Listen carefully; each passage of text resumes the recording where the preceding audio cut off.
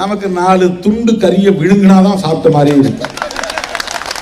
ஒரு முட்டெலும்பாவது கடித்தால் தான் நிறைய அடங்கும்.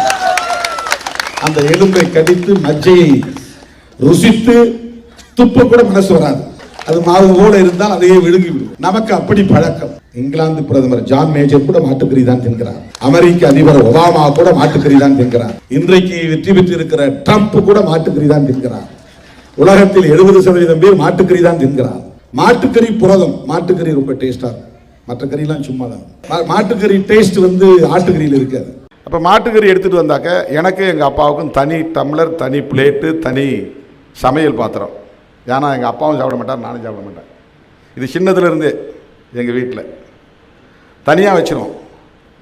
தப்பித்தவரை கூட கரண்டி எங்கள் சாப்பாட்டு பாத்திரத்தில் அவங்க மாட்டுக்கறி குழம்புல பயன்படுத்துகிற கரண்டியை எங்கள் சாம்பார் குழம்புல போட்டுறக்கூடாது.